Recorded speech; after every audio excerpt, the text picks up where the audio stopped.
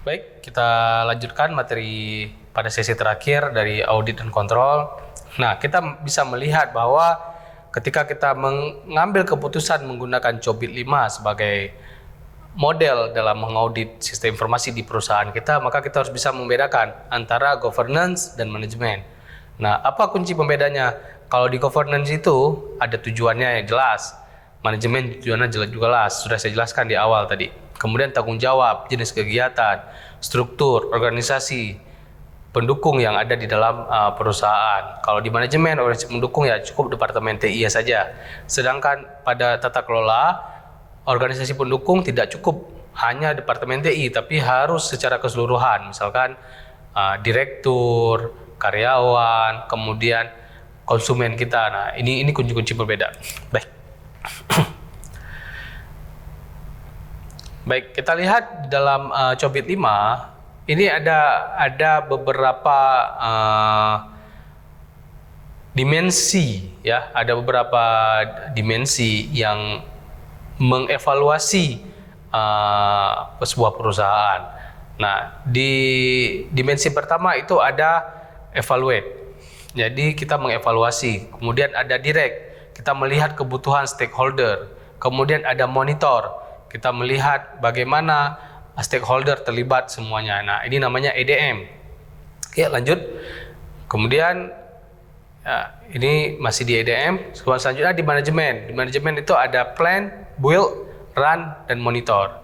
Ya, di plan itu kita memastikan bagaimana perencanaan itu berjalan, kemudian bagaimana aktivitas itu dibangun, bagaimana aktivitas itu berhasil dijalankan, kemudian bagaimana aktivitas itu dimonitor. Jadi semua aktivitas itu dipastikan sesuai dengan perencanaan. Nah, oke, secara keseluruhan kita bisa melihat di tata kelola kita melihat, coba mundur. Di tata kelola kita bisa melihat EDM, evaluate, mengidentifikasi dan menyetujui tujuan yang akan dicapai oleh organisasi. Nah, kalau kita berbicara governance, maka semua pihak terlibat. Jadi di evaluate itu bagaimana pimpinan melihat atau menyetujui tujuan yang akan dicapai. Kemudian direct, menentukan prioritas. Jadi kemudian top level manajemen menentukan mana prioritas berdasarkan pengambilan keputusan. Selanjutnya monitor, pengawasan kinerja berdasarkan kepatuhan terhadap tujuan organisasi. Sedangkan pada manajemen, yang mana kita sudah mengetahui bahwa di dalam manajemen ini hanya departemen TI yang terlibat, yaitu bagaimana dia merencanakan aplikasi, bagaimana dia membuat, menjalankan, dan memonitor. Jadi semua aktivitas harus selaras dengan apa yang diarahkan berdasarkan fungsi tata kelola, yaitu governance. Nah, kira-kira di COBIT 5 sudah memisahkannya. Kalau di COBIT 4.1 ini tidak dipisahkan, jadi semuanya bekerja beriringan. Nah, selanjutnya next. Nah ini nah, di dalam COBIT 5 kita akan melihat ada 6 divisi yang akan terlibat di dalam proses pengauditan. Yang pertama ada EDM, evaluate, direct, monitor, evaluasi, mengarahkan, dan mengawasi.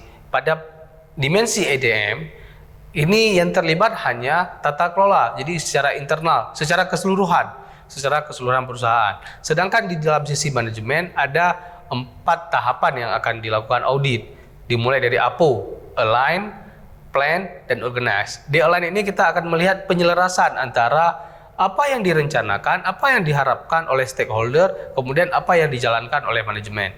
Kemudian perencanaan, bagaimana ide-ide yang ingin dihasilkan untuk menyukseskan rencana perusahaan itu dijalankan dari perencanaan. Kemudian di pengaturan, organize. Kemudian ada di BAI yang kedua, divisi yang kedua. Nah, di BAI ini ada build, accord, dan implement. Membangun, memperoleh, dan mengimplementasikan. Kemudian selanjutnya ada DSS, deliver, service, dan support. Mengirimkan bagaimana produk yang sudah dihasilkan itu bisa sampai kepada konsumen, kemudian bagaimana pelayanannya, kemudian bagaimana dukungannya. Misalkan contoh perbankan menyediakan aplikasi mobile banking, bagaimana itu terdeliver tersampaikan kepada nasabahnya, kemudian bagaimana layanan itu bisa bekerja dengan baik, kemudian bagaimana dukungan apabila ada masalah. Yang terakhir adalah MEA, monitor, evaluate, dan assess. Di sini kita melakukan pengawasan, evaluasi, dan penilaian. Nah, di setiap dimensi ini akan ada subdimensi lagi. Nah, misalkan EDM itu ada 5 subdimensi. Nah, yang pertama misalkan ensure governance, framework setting, dan maintenance.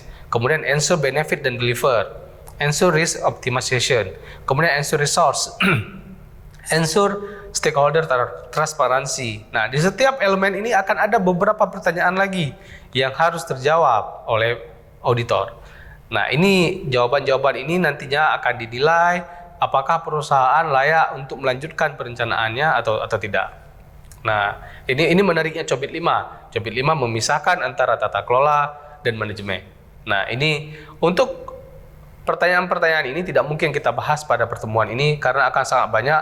Totalnya ada sekitar 600-an proses yang harus diselesaikan di dalam audit Cobit 5. Mungkin akan kita lanjutkan pada pertemuan selanjutnya.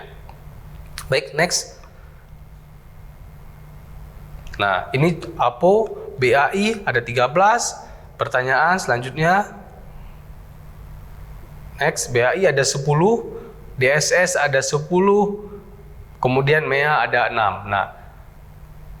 Nah, ini semua pertanyaan ini akan kita bahas pada pertemuan selanjutnya pada sisi audit. Bagi yang tertarik tentang Cobit 5 dapat mempelajari pada referensi model yang tersedia secara gratis pada situs Cobit 5. Baik, selanjutnya. Nah, pembahasan lebih detail tentang EDM ini akan kita bahas pada pertemuan selanjutnya. Kita akhiri pertemuan hari ini. Wabillahi taufiq. Assalamualaikum warahmatullahi wabarakatuh.